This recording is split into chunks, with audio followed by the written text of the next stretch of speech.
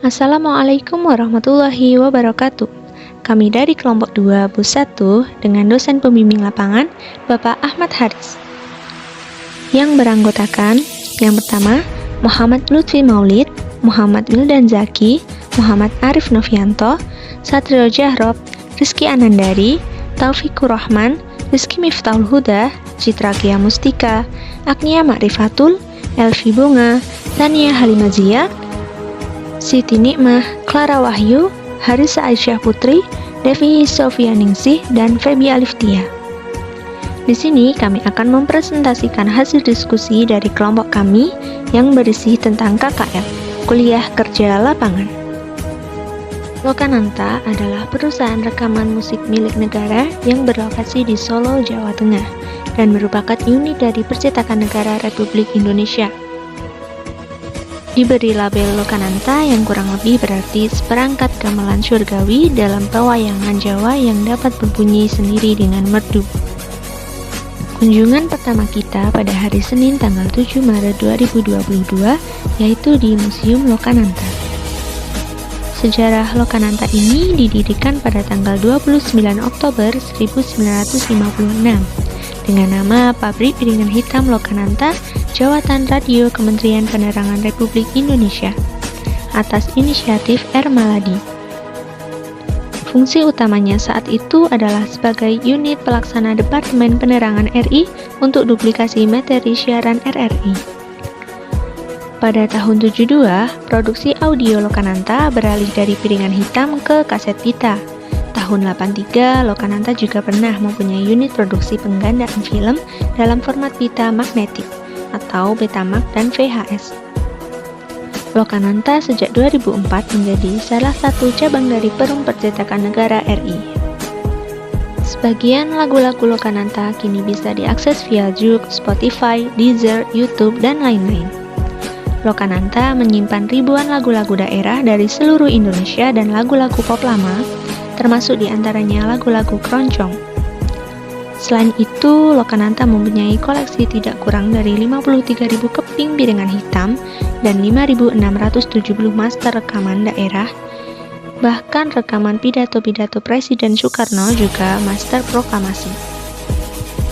Koleksinya antara lain terdiri dari musik gamelan Jawa, Bali, Sunda, Sumatera Utara, dan musik daerah lainnya serta lagu-lagu folklore ataupun lagu rakyat yang tidak diketahui penciptanya. Rekaman Gening Karawitan Gubahan dalam Kesohor Kinato Sabdo dan Karawitan Jawa Surakarta dan Yogyakarta merupakan sebagian dari koleksi yang ada di Lokananta.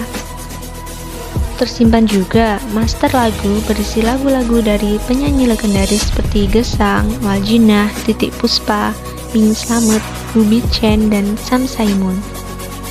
Lokananta juga telah melahirkan beberapa penyanyi ternama di Indonesia. Beberapa contoh produksi Lokananta lainnya antara lain lagu Rasa Sayangnya bersama lagu daerah lainnya dalam satu piringan hitam. Piringan hitam ini kemudian dibagikan kepada kontingen Asian Games pada tanggal 15 Agustus tahun 1962. Lokananta juga memproduksi rekaman resmi pertama lagu Indonesia Raya versi 3 stanza aransemen Joseph Kleber. Pada tanggal 18-20 Mei 2017, lagu kebangsaan Indonesia ini direkam ulang oleh Gita Bahana Nusantara di bawah asuhan Kementerian Pendidikan dan Kebudayaan. Pada tahun 1985, studio Lokananta diresmikan oleh Menteri Penerangan Harmoko. Memiliki luas 14 x 31 meter yang memungkinkan untuk menggelar rekaman langsung dengan tata akustik ruangan yang mumpuni. Studio Lokananta merupakan studio terbesar di Indonesia sampai saat ini. Pemerintahan yang baik atau good governance merupakan isu yang paling mengemuka dalam pengelolaan administrasi publik saat ini. Tuntutan gencar yang dilakukan oleh masyarakat kepada pemerintah untuk penyelenggaraan pemerintahan yang baik adalah sejalan dengan meningkatnya tingkat pengetahuan masyarakat, di samping adanya globalisasi. Pola-pola lama dalam penyelenggaraan pemerintahan telah tidak sesuai lagi bagi tatanan masyarakat yang saat ini sudah berubah. Nah, organisasi pemerintah harus lebih terbuka untuk membentuk kemitraan dengan dunia usaha atau public-private partnership, yaitu memanfaatkan kemajuan teknologi informasi untuk meningkatkan kemampuan mengolah, mengelola, menyalurkan, dan mendistribusikan informasi dan pelayanan publik. Oleh karena itu, ketika masyarakat mendambakan terwujudnya reformasi sektor publik, pemerintah harus segera melaksanakan proses transformasi menuju e-government. Sehubungan dengan kondisi tersebut, Dinas Kominfo Kota Denpasar akan meningkatkan pengembangan e-government guna kelancaran penyelenggaraan pemerintahan yang berbasis elektronik. Dalam meningkatkan kualitasnya, layanan publik yang efektif dan efisien, Dinas Kominfo sebelumnya merupakan sebuah kantor pengolahan data elektronik dan komunikasi atau KPDI-Kom Kota Denpasar dari tahun 2001 sampai dengan 2008. Melihat eksistensinya dalam era globalisasi elektronik, pos, dan telematika, maka pemerintah daerah pada tahun 2009 membentuk Dinas Komunikasi dan Informatika Kota Denpasar dengan mengacu pada dan nomor 7 tahun 2008 tentang organisasi dan tata kerja Dinas Daerah Kota Denpasar. Pada tahun 2017 berubah menjadi Dinas Komunikasi, Informatika, dan Statistik. Berdasarkan pada Perda nomor 8 tahun 2016 tentang pembentukan dan susunan pemerangkat daerah, yang dimana Dinas Komunikasi, Informatika, dan Statistik menyelenggarakan urusan pemerintahan bidang komunikasi, informatika, statistik, dan persandian. Bidang prioritas pembangunan Bali. Bidang yang pertama yaitu pangan, sandang, dan papan. Bidang yang kedua, kesehatan dan pendidikan.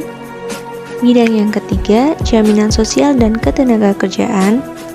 Bidang yang keempat, adat, agama, tradisi, seni, dan budaya. Yang kelima, pariwisata. 5 bidang prioritas tersebut didukung dengan pembangunan infrastruktur darat, laut, dan udara secara terintegrasi dan terkoneksi. Nah, yang membedakan Bali dengan yang lainnya adalah Bali mempunyai bantuan khusus keuangan daerah Provinsi Bali, yaitu adanya layanan free wifi bagi desa adat, objek wisata, dan puskesmas.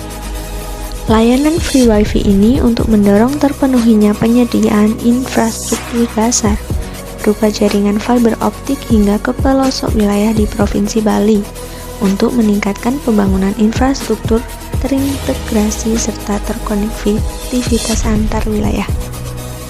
Karena keterbukaan informasinya, hal itu menjadikan Bali sebagai provinsi dengan indeks keterbukaan informasi publik yang sangat terbuka, karena kita mampu mengakses dan menemukan data Bali hanya dalam satu portal.